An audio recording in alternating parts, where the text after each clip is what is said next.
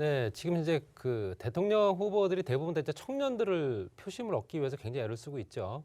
물론 이제 정부 측에서는 이제 부동산을 통해서 청년들한테 또 공적 임대라든가 여러 가지 주거 안정 대책들을 현재 줄줄이 내세우고 있는데 뭐 당초부터 그래 왔던 거고요. 뭐 어떤 정권에서도 마찬가지로 청년들을 향한 신혼부부라든가 아니면은 뭐 저기 사회초년생이라든가 이런 주거 안정 대책을 발표하기를 뭐 계속 거듭합니다. 그렇지만 그것들이 대부분 다 실효성이 없이 그냥 끝나다 보니까 아직까지도 청년들의 주거 안정이 됐다라고 보기는 어렵죠. 그렇기 때문에 지금 현재 이 정부에서 이제 마지막 정부인데요. 이 정부에서 펼치고 있는 현재 청년들을 위한 주거 안정 대책이 무엇인가 그걸 가지고 한번 말씀드려 보겠습니다. 일단 1차적으로는요. 공급과 청약, 그다음에 이제 금융과 세제, 그다음에 거래와 임대 이렇게 나눌 수 있습니다. 그래서 요 세 가지 이제 분류로 나눠서 얘기를 해봤을 때 36만 호 정도로 지구 지정을 해서 청년들한테 주택을 공급하겠다라는 내용이 들어가 있고요. 도심주택 공급을 해서 후보지를 16만 가구 정도로 발굴을 한다. 그래서 임대주택부터 해서 뭐 싸게 분양하는 공공 분양 물량까지 같이 포함된 거죠. 실수요자를 고려한 청약제도도 개편을 했다. 가점제가 워낙 또 까다롭다 보니까 실질적으로 이제 1순위 당첨되기가 굉장히 어려운 상황이죠. 그래서 목표로 봤을 때는 올해 목표는 주택 공급을 어떻게 할 거냐, 이제 여태까지 하겠다라고 발표했으니까 주택 공급을 어느 정도 속도로 빠르게 진행을 해서 실입주 기간을 그만큼 앞당길 거냐, 이제 그거가 되겠죠. 또 국민 체감이 얼마나 될 거냐, 이걸 통해서 시장 안정을 꾀하겠다라는 내용이 들어가 있고요. 그래서 이제 2022년도 이제 올해 어떤 수단으로 얘기하는 부분은 정책 관련된 수단은요. 46만 가구 정도 분양은 39만 가구, 사전 청약 7만 가구. 그러니까 3기 신도시뿐만 아니라 여러 가지 현재 기타 분양 물량들이 있는 지역들은 청년 임대주택들이라든가 이런 것들이 다 포함돼 있죠. 그렇다 보니까 분양은 39만 가구 중에 사전 청약이 7만 가구. 그래서 총 200만 가구 정도로 이제 계획을 잡고 있습니다. 그래서 200만 가구는 일반 분양부터 해서 공공 분양까지 같이 포함된 거고요. 특별 공급 물량을 13만 4천 가구 정도로 확보해서 이제 특공 물량을 실제적으로 이제 정말로 서민층이라든가 청년들한테 우선적으로 공급할 수 있는 방법을 찾겠다, 이런 내용이겠죠. 또 민간 정비 사업의 절차를 또 간소화하게 되면 시간이 단축되면서 실제로 이 실입주 기간이 그만큼 빨라지고 주거 불안에 대한 부분을 좀 해소할 수가 있습니다. 그리고 분양가를 또 통제를 해서 너무 비싼 분양가라든가 아니면 또 시세에 맞지 않는 분양가들, 이런 것들, 또 인허가라든가 기부 체납, 이것들 때문에 굉장히 또 시간이 오래 걸리는 지역들을 굉장히 민간 정비 사업의 절차를 개선을 해서 또 지연적으로 이제 기간이 다 지연되는 부분을 또 어느 정도 관행들이 이제 좀 있었습니다. 이것들 타파하겠다. 또 지역 주택 사업을 또 선진화하겠다. 뭐 이런 내용이 들어가 있고요. 그다음에 이제 대안주거상품의 공급을 확대하겠다. 이제 주택이 아닌 비주택이면서 주택으로 활용할 수 있는 물건들이죠. 이런 것들 뭐 대부분 다 이제 대표적인 게 이제 주거용 오피스텔인데요. 이런 것들의 공급을 확대하는 거를 어느 정도 유도를 하겠다라는 내용이 들어가 있고요. 그다음에 금융과 세제, 가계부채 때문에 지금 현재 가계부채 증가세가 뭐 워낙 빠르다 해서 지난해부터 해서 이제 가계부채 규제가 들어가 있는 상황이기 때문에 가계부채 증가세를 하향적으로 안정화시키겠다는 내용이 들어가 있고요. 또 질적인 구조를 또 개선하겠다라는 내용이 들어가 있습니다. 그래서 금융 불균형의 완화를 위해서 적극적으로 부채 관리를 하고 실수요자를 위해서 충분한 자금을 지원을 하겠다. 정말로 돈이 필요해서 현재 아파트가 청약이 어렵게 당첨된 사람들도 중도금과 잔금을 마련하지 못해서 들어가지 못한 사람들이 10명 중에 4명이라고 합니다. 그렇기 때문에 당연히 이런 실수요자들한테는 내 집 마련할 수 있는 어떤 길을 열어줘야 될 때도 있지 않을까라는 생각이 들고요. 가계부채 관리 방안을 이행을 해서 가계부채를 총량적으로 관리하는 건 좋지만 실제적으로 어렵게 집을 마련하고자 하는 사람들의 꿈까지 실제적으로 이제 이런 상황이 되게 되면 임대시장으로 다시 전환될 수밖에 없거든요. 그래서 임대가가 또 다시 또 고공행진을 할 수 있는 조건이 되기 때문에 그런 부분도 조금 더 신경을 써야 될 필요가 있고요. 거래와 임대 같은 경우는 공공 부분의 투기를 근절을 하고 또 부동산 조사 체계를 강화한다. 임차인 보호라든가 임대차 신고 도입을 한다. 뭐 이런 것도 임대차 신고의 도입 같은 경우는 이미 뭐 임대차 3법이 시행 중이기 때문에 지금 현재 임대차 3법 때문에 임대료가 많이 올랐죠. 뭐 그런 부분 때문이라도 앞으로는 또 수정이라든가 보완이 필요할 정책이다라고 해서 이제 전체적인 내용을 가지고 한번 말씀드려 봤고요. 그다음에 이제 가구별로 봤을 때 가구지 연령별 주택 보유, 집을 갖고자 하는 사람들의 생각이 어떤가 봤을 때는 87.7% 정도, 전체 가구 수의 87.7% 정도는 집이 있어야 된다는 생각을 합니다. 그리고 그중에 40세 미만이 82%, 40세부터 49세까지가 이제 88.9%고요. 그러니까 40대부터 50대 후반까지는 거의 80에서 90% 정도 되고요. 60세 이상은 당연히 90%가 넘을 테고요.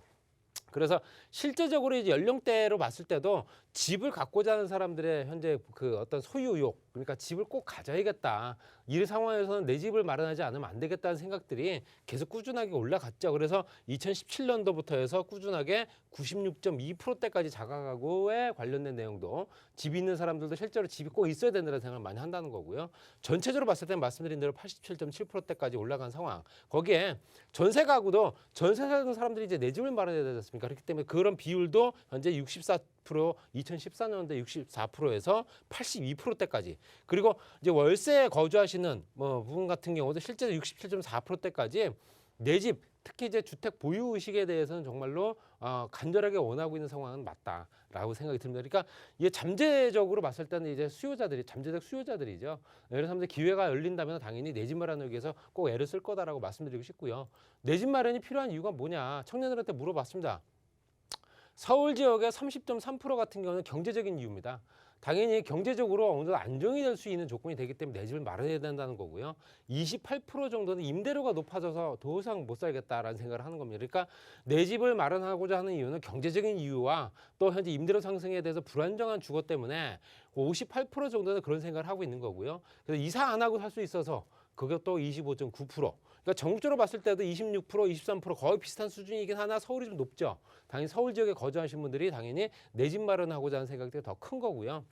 거기에 부모님 도움 없이 내 집을 마련할 수 있을까라는 생각을 합니다. 그러니까 서울 지역에는 실제적으로 부모님 도움 없이 내 집을 마련하지 못한다라는 비율이 53%.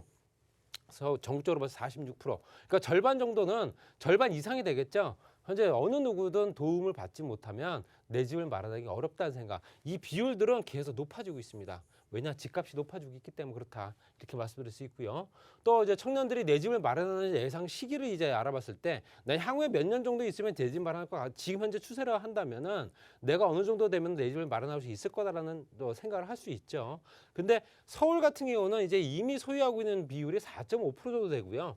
1년에서 5년 정도 안에 이제 소유할 수 있을 거다라는 생각이 4.2%. 그리고 5년부터 실제적으로 5년 이후 5년 이상부터 20년까지 그러니까 향후 20년 정도까지 내다봤을 때 그 비율이 26%, 33.7%, 16.1%이기 때문에 거의 80%가 됩니다.